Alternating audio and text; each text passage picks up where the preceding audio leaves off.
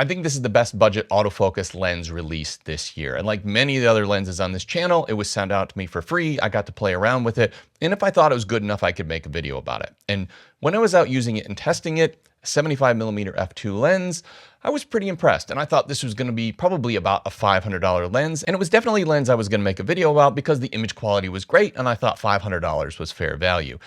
And then the reviews started coming out about this lens, and the reviewers were saying it's a sub $200 lens. And honestly, my initial thought was bull. There's no way this is a sub $200 lens. And as it turns out, that's absolutely the case. And I immediately took it and decided, well, let me compare it side by side to the Sony 85mm f1.8. Now that's a $600 lens. That is a great budget portrait lens. And it's probably the most similar first party manufactured lens I have to this lens. Putting them side by side, just shooting a test chart, both lenses are similarly sharp in the center frame, with the Sony showing a little bit of purple chromatic aberration. Both lenses have similar corner sharpness, and both lenses have very similar vignette performance, with the Sony being a little bit better in the extreme corners, and the other lens showing a little bit better performance across the mid-frame. So overall, this turned out to be a slightly better lens optically, and it was literally 1/3 of the price. This is the TTArtisan 75mm f2, and it's currently only available at 2 different retailers, so I will put those links in the description down below. It's also come out on 2 different mounts, that Sony E mount and Nikon Z mount. But I'm kind of hoping we'll see it on Fuji X at some point because I think it could be an excellent budget alternative to Fuji's 90mm f2 lens. I personally have come to prefer the 75mm focal length over the 85mm focal length. I think it's just a slightly more versatile focal length, but it's still good for all the things that 85mm is generally good for. And it's good for portrait photography. It's good for street photography. It can be good for travel or product and food. And I find that 75mm represents a nice middle ground between 50 and 85mm. And because of that, I just find it's a lens that you can walk around and leave on your camera. And it just has a bit more versatility than the 85mm focal length. And a lot of the image samples you're going to see in this video were taken at the AFL Grand Final in Melbourne, Australia.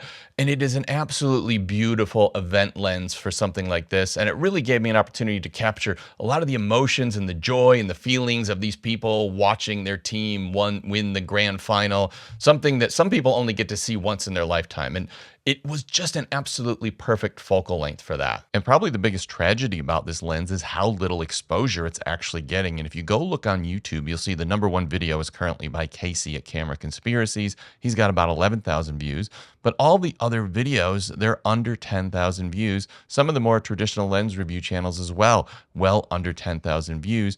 And I just wanted to mention this because this should not reflect on the quality of the lens. Don't think because you haven't heard of it, this is not a fantastic lens. And if you go look at all their lens reviews as well, they kind of have the same opinion that I do.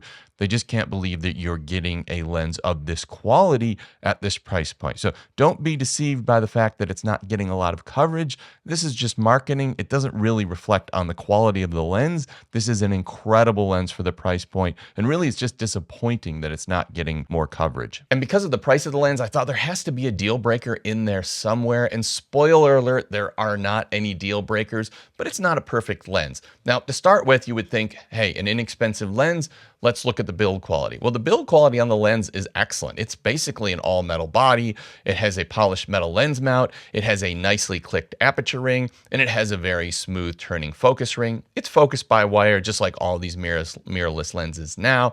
And overall, the build quality feels way above the price point. Honestly, if somebody said this was a $500 or $600 lens, you would easily think that was the case. When we're looking at an affordable third-party autofocus lens, probably the biggest point of failure is often the autofocus performance. And what I found with this lens is it doesn't perform as well as the best native mount Sony-made lenses, but it actually doesn't perform as badly as the worst native mount Sony-made lenses. I think it's actually somewhere in the middle. And for photography performance, I found it was dead on. It wasn't actually missing. At times, I think because of the STM motors that I assume that they're using in the lens, it was a little bit slower than some of the fastest Sony lenses, but it was actually much better than Sony's 50mm f1.8, which is a very inexpensive lens. So while the performance isn't on par with the best of Sony lenses, it's certainly better than the worst, and I think perfectly usable for photography. Now, looking at video, a little bit of a different story. I didn't find it really missed, but at times it was a little bit slow to catch up.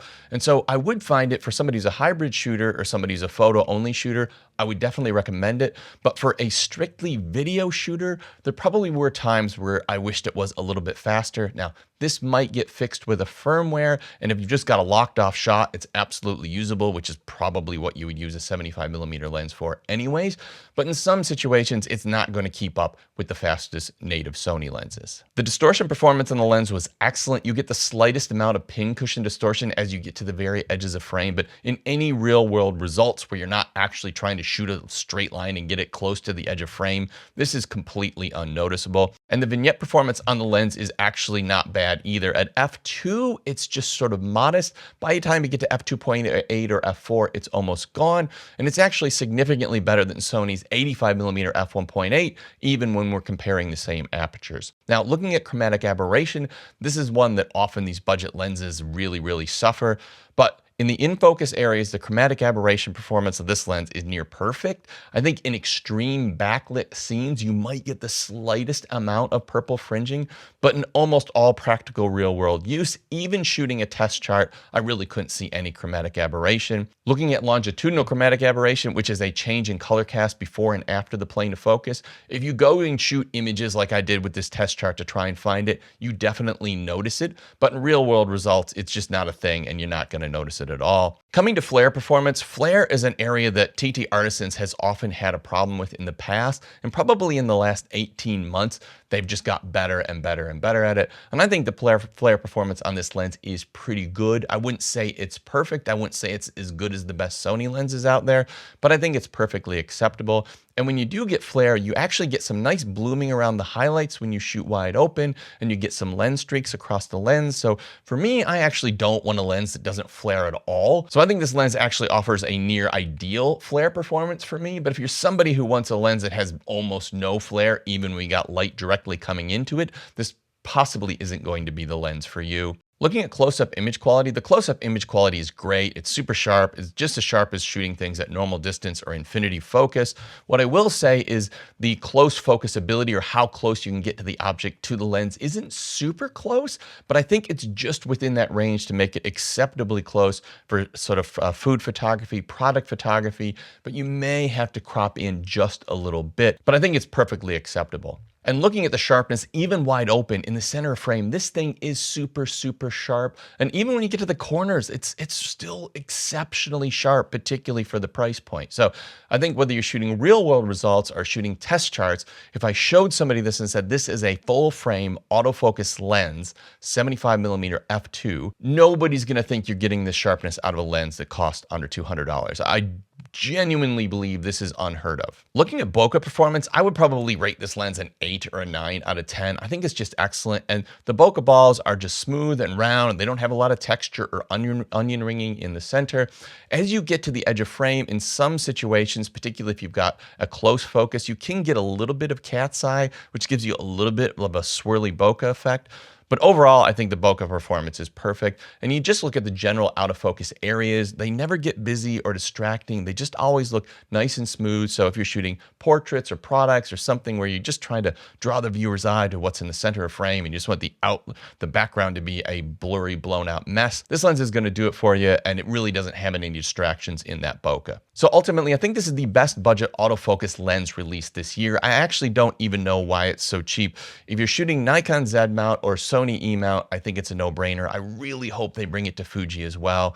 Now, if you're looking for something completely different, a creative 75mm, I've just thrown a video on screen now. This is the 75mm f1.5 by TTArtisans. This is the new swirly bokeh, king of bokeh beast. And man, that is just a super fun, creative lens at that 75mm focal length.